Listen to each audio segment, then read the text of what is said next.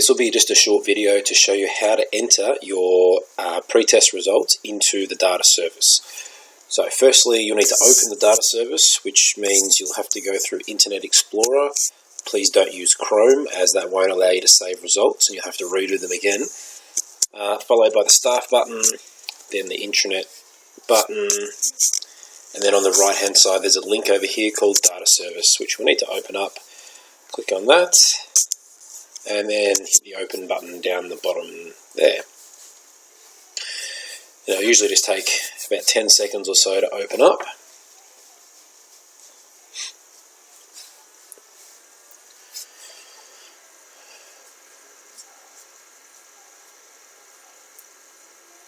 Okay, here we go. So it'll often pop up with a welcome to the data service button. Just press that. And now there'll be one or even two yellow bars along the top here. The first one that you'll need to click, the first time you open it, it'll ask you to click on a button called Enable Editing. You must click that or it won't work. And then every other time there'll always be this Edit Workbook.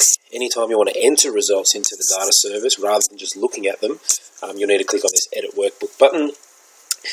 Only one person can edit at a time. So if I click that button and it says that such and such is on there currently editing, then I'm just going to have to wait until they're finished, which is why it is important that if you do enter stuff and you're finished, just make sure you save and then close the file as soon as you can so that other people can log on and enter stuff. Okay, we're interested in maths skills tracking on the right there. We're going to click on that. We're going to look at our Year 7 pre and post tests. So,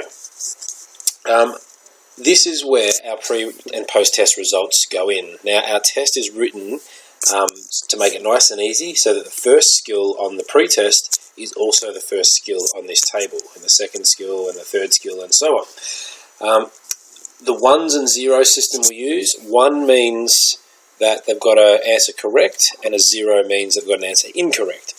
So all you need to do, you can filter by class. So at the moment there's 7D in there. I might say I'm teaching 7H and it will bring up all my students for 7H.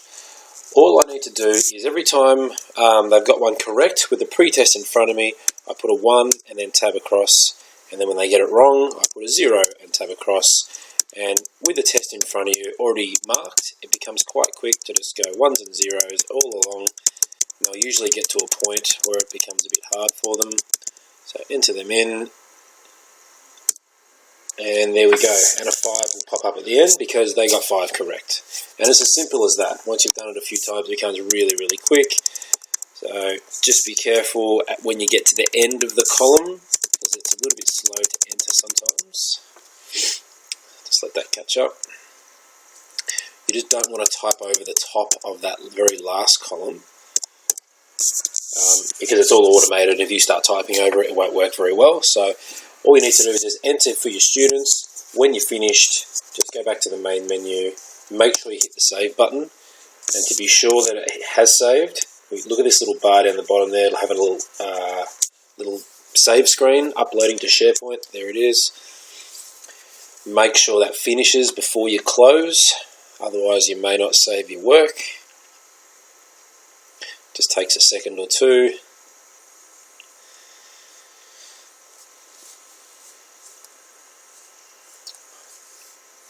Taking its time. Okay, there it is. And then make sure you close the whole file so that anyone else can enter their information. So that's entering your pre-test data onto the data service.